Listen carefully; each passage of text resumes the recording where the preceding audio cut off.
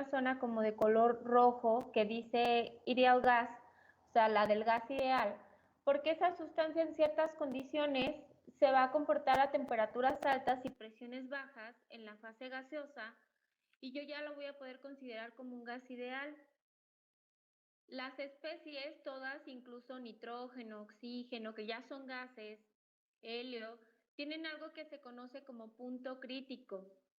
Y yo había mencionado que el punto crítico de las sustancias puras estaba en la cúspide de este tipo de montañitas y por ahí es donde pasa una temperatura crítica y una presión crítica.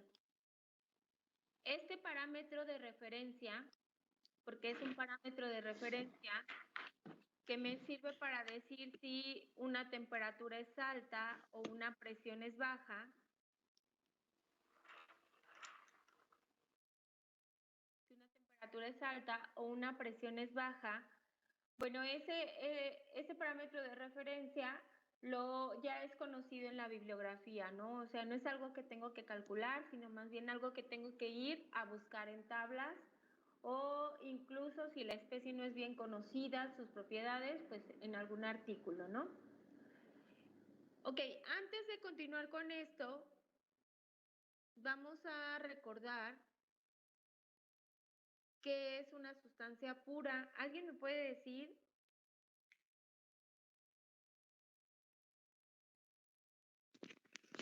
Aquella que no cambia su composición molecular. Ok, aquella que no cambia no tanto la molecular, sino su composición química. ¿Sale? Entonces, dentro de las sustancias puras también se encuentra, en ejemplo, el aire como gas ideal, porque el aire tiene un porcentaje, es una mezcla de varios gases, ya lo saben, pero principalmente es oxígeno y nitrógeno. Y el porcentaje de oxígeno y nitrógeno sigue siendo el mismo cuando a ese aire lo sometemos a un proceso y cambia la temperatura o cambia la presión. Entonces, mientras yo no altere sus composiciones, es decir, sus porcentajes, lo puedo considerar como una sustancia pura. Cuando al aire ya lo someto a un proceso de licuefacción, es decir, lo someto a altas presiones para separar oxígeno, nitrógeno, ya no lo considero sustancia pura porque la fase líquida va a tener porcentajes diferentes a la fase gaseosa. Entonces ya desde ahí, con esas diferencias, ya no es una sustancia pura. ¿Qué ocurre con el agua? El agua lo puedo tener en fase líquida y es H2O. Si lo paso a fase vapor es H2O. Si lo paso a la fase sólida sigue siendo H2O. Entonces voy a tener la seguridad de que en este curso voy a estar manejando sustancias puras porque no voy a estar alterando las composiciones. Obviamente, excepto en la parte de combustión, que es la de reacción química, ¿no? O sea, esa es la excepción del curso. Ok. Luego que ya conozco las condiciones de mi gas ideal, pues vamos a analizarlo un poquito. Las ecuaciones de estado. Okay, lo más común que yo escucho es ecuación de estado del gas ideal. Bueno, ecuaciones de estado hay para gases y hay para líquidos y no únicamente es la del gas ideal, pero es la más sencilla de usar y también de forma, un proceso real en la industria, la ecuación del gas ideal, mientras cumpla con ciertas condiciones, es una buena aproximación para los cálculos que necesite, entonces tampoco es algo que descarto y que esté usando así como ecuación de gas ideal, pero no me va a servir para nada. Pues no, en realidad sí tiene su aplicación. Y las otras ecuaciones de estado son porque son aplicaciones un poco más específicas. Por ahí en su temario yo leí que ven bastante de esta parte de la cinética de los gases y ahí deben de recordar que hay más ecuaciones, ¿no? ¿Qué característica tienen? Las ecuaciones de estado tienen la característica que están en función de tres propiedades intensivas: presión, temperatura y volumen. Ahí el volumen es volumen específico, ¿eh? No es volumen extensivo. ¿Por qué? Porque, bueno, para empezar, ¿recuerdan cuál es la ecuación del gas ideal? ¿Alguien que me pueda decir cuál es la ecuación del gas ideal? Presión por volumen es igual al nRT. Ok, entonces PV igual a nRT y normalmente esta ecuación la uso si conozco presión y temperatura, puedo calcular un volumen específico. Acuérdense, volumen específico es volumen entre materia, por eso no estoy contando los moles. Si yo conozco volumen y temperatura, puedo calcular presión y así. O sea, mínimo necesito conocer dos propiedades para poder calcular la tercera. Y todas las ecuaciones de estado tienen esta característica. Pero la única diferencia es que la del gas ideal pues tiene menos términos, es más sencilla. Y si me voy a ver las otras ecuaciones de estado, voy a encontrar que quizá me den cuadráticas o cúbicas y entonces ya se pone un poquito más complejo la solución, pero al final de cuentas, cuando tenemos algo así, hay varios métodos para resolver esas ecuaciones. Okay. Dentro de esta gráfica, que es como la anterior, solamente que ya enfocada, tienen lo que es el punto crítico. Aquí está, presión crítica. Y por esta gráfica, se fijan, está graficada contra la presión. Y cuando esto ocurre, las líneas que pasan por la gráfica son líneas de temperatura constante que se llaman isotermas. Más adelante también voy a mencionar todo esto cuando veamos tablas.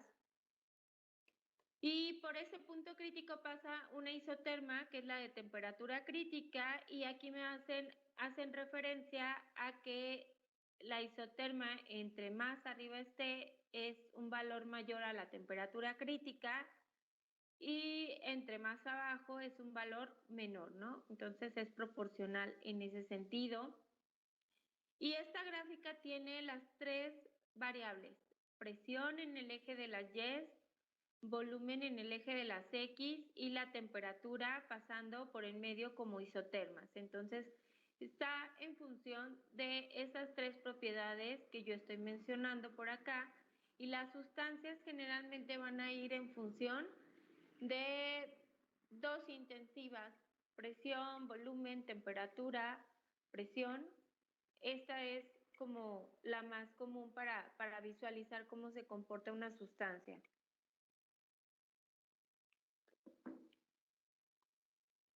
Bueno, y pues resulta que si recuerdan, a la R del gas ideal se le conoce como universal. Bueno, vamos a ver por qué universal. Lo que tienen ahí es una gráfica con varias isotermas, es decir, varias líneas de temperatura.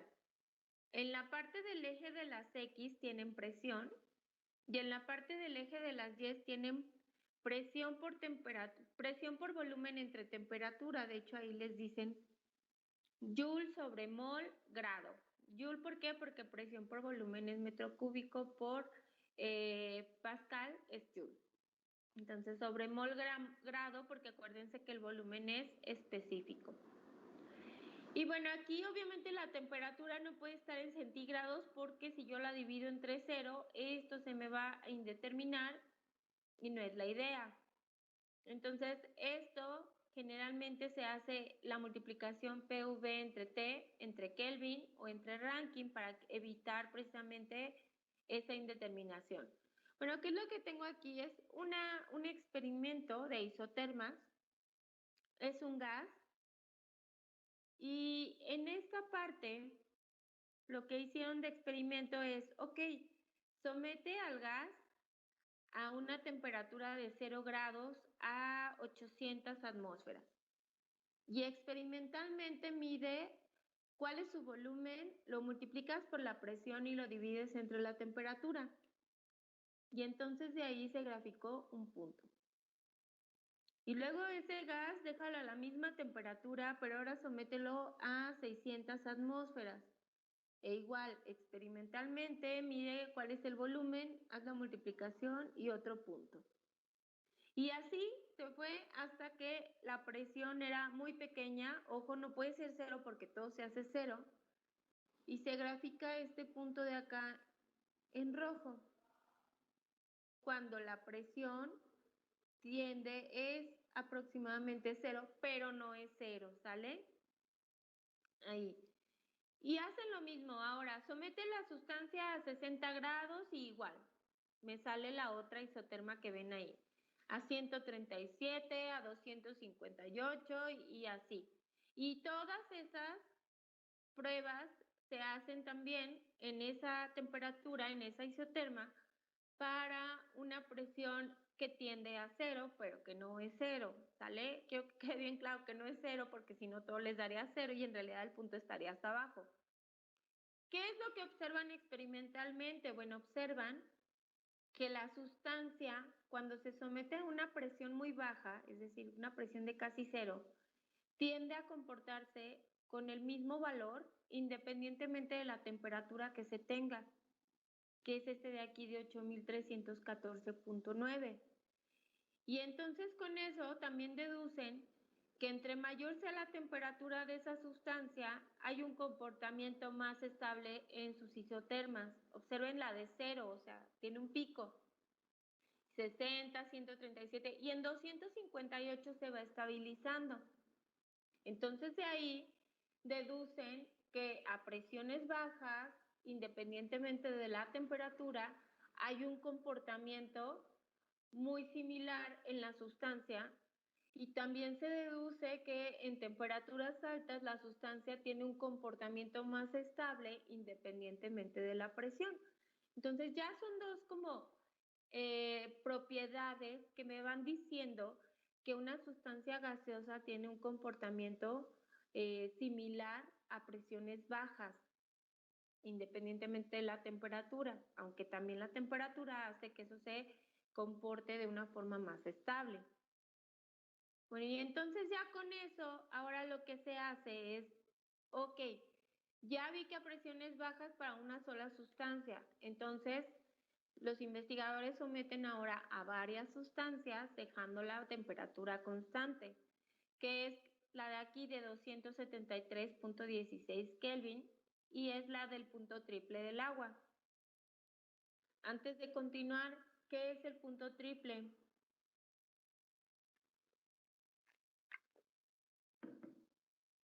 Es en donde no se distingue si una sustancia es sólida, líquida o gas. Manuel, no que no se distinga, sino que existen las tres fases. Coexisten. Okay. Entonces, que es como cuando sacan hielo del congelador, ¿no? Tienen la fase sólida del agua, lo que son los vapores, la fase gaseosa y la fase líquida cuando se está derritiendo el hielo. Entonces son tres, ahí es el punto triple, se fijan, son 0 grados aproximadamente. Entonces, ¿ahora qué hacen? Bueno, someten al oxígeno, al aire, al nitrógeno y al hidrógeno a 0 grados, 273.16. Lo someten a una presión al oxígeno y se fijan en el eje de la Y esta presión por volumen, que es nuevamente volumen molar, centímetros cúbicos sobre mol. Entonces lo someto al oxígeno y mido experimentalmente mi volumen específico y encuentro un punto. Y así sucesivamente hasta tender a casi cero, grafico el último punto. Por eso ven ahí una línea punteada, porque es casi cero, pero no es cero la presión. Hago lo mismo con el aire, hago lo mismo con el nitrógeno y hago lo mismo con el hidrógeno y obtengo para una temperatura dada mis diferentes líneas. Y resulta que independientemente de la especie, cuando se somete a presiones bajas, todas las especies se comportan de la misma forma porque tienden hacia un mismo valor, que es este de aquí, presión por volumen asterisco, subíndice T, y me da ese valor que tienen ahí. Entonces, ¿qué dicen los investigadores? Bueno, entonces la relación que tengo acá abajo de presión por volumen es proporcional a una constante. Y esa constante tiene que ver con la temperatura. Entonces, para quitar la proporcionalidad y agregar un signo igual, se agrega la constante, que es la R, por la temperatura, que es mi parámetro que estoy dejando como constante. Posteriormente, del lado derecho van a observar que SPV asterisco T, bueno, tiene un valor que es el de mi gráfica, y es ahí donde me da eso de ahí, R por 273. ¿Por qué por 273? Bueno, porque es la temperatura, ya la estoy sustituyendo. Entonces lo que quiero que ahorita hagan es que en su calculadora saquen el valor de R, porque si despejan SPV asterisco subíndice T, en la gráfica me muestra que es el valor de 22.000, perdón, 22.711.8 centímetros cúbicos por bar entre mol entre 273.16 Kelvin, que son las unidades. Y quiero que me digan, por favor, el valor de R que encontraron. Los leo, los escucho, con el valor de R.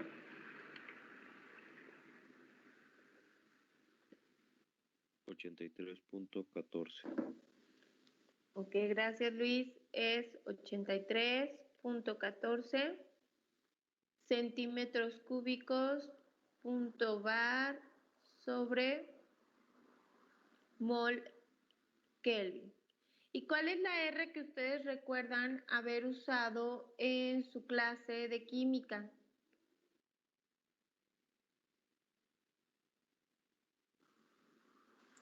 $8.13. 8.13 o la de 0.0821 atmósfera litros sobre mol Kelvin, que es como la que se utiliza mucho en física y en química en la prepa y cuando estoy viendo esta cuestión de los gases, ¿no? De las leyes. Ok, entonces esa R es pues la que ustedes conocen con otras unidades, obviamente con las de la tabla, pero pues nada más es cuestión de convertir.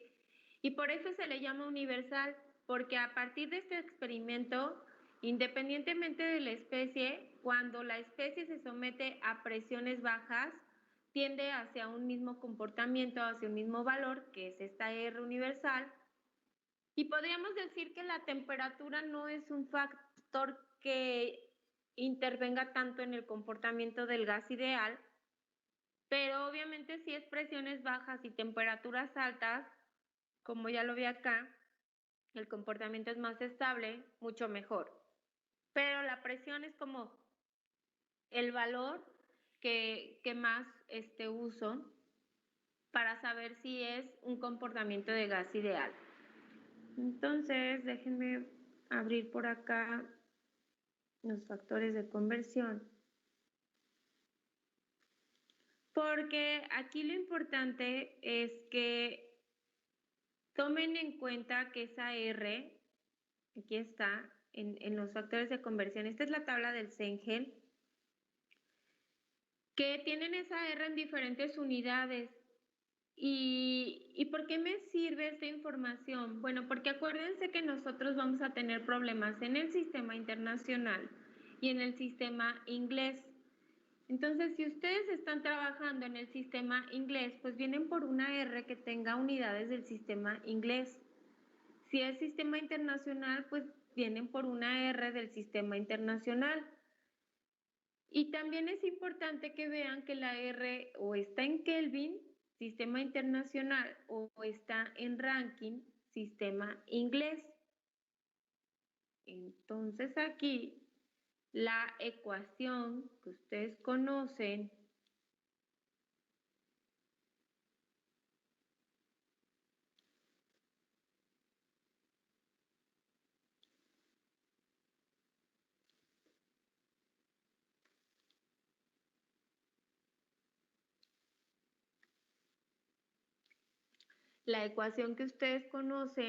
de acuerdo a lo que acabamos de checar acá, si se fijan es la ecuación de estado del gas ideal, PV igual a RT. Digo, ahorita les pongo cómo la podemos encontrar. Digo, es la misma, tampoco quiero que te hagan rollos de que son 5 ecuaciones diferentes, es la misma.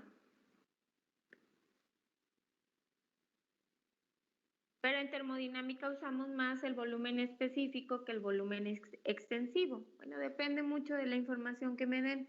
La que ustedes conocen, que ya me dijeron, es esta. Presión por volumen igual a los moles por la R por la T. Pero en termodinámica usamos mucho que presión por volumen específico o volumen molar primero por la R por la T. Es decir, absorbemos los moles, ¿no? Con las tres propiedades intensivas ahí.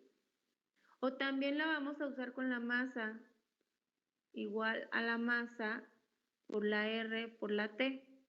Entonces, al momento de que yo la estoy usando por la masa, en mis factores de conversión, si se fijan abajo sobre kilomoles, quiere decir que esta R, esos kilomoles, lo tengo que pasar a kilogramos, o esas libras mol las tengo que pasar a libra masa, ¿con qué? Con el peso molecular de mi sustancia. Entonces, es como un poquito diferente a como estamos acostumbrados. Y también esto puede ser volumen específico.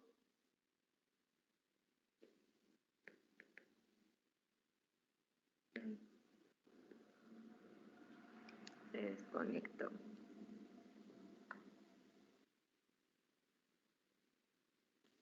A ver.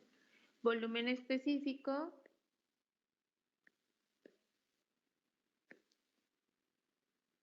Igual a RT, donde cuando están trabajando con la masa es porque esa R ya la pasaron a unidades de masa, ¿no? Le voy a poner U como específica.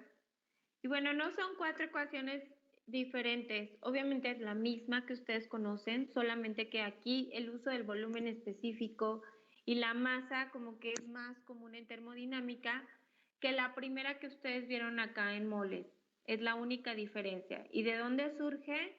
De esta parte, si se fijan, es este experimento de aquí y esta es la ecuación de estado que ustedes conocen. ¿Alguna duda hasta aquí antes de continuar?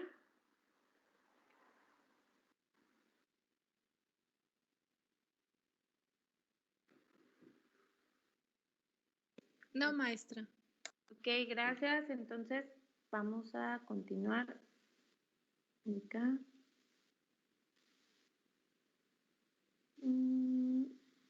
Ok, vamos a checar ese problema. Si lo anotan, por favor. Solamente es para recordar. Déjenme ver cuál de... No, ese de ahí. Entonces, anótenlo y traten de resolverlo, por favor. Entonces, ya para checar si tienen dudas y pues resolverlas, ¿no? Porque el gas ideal, tengo entendido, ya lo ven en su clase de química. Entonces, ya nada más sería cuestión de recordar.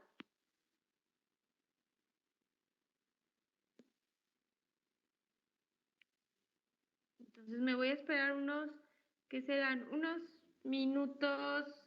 Bueno, ahorita les pregunto cómo van. Mientras voy a apagar el micrófono, pero aquí estoy, ¿eh?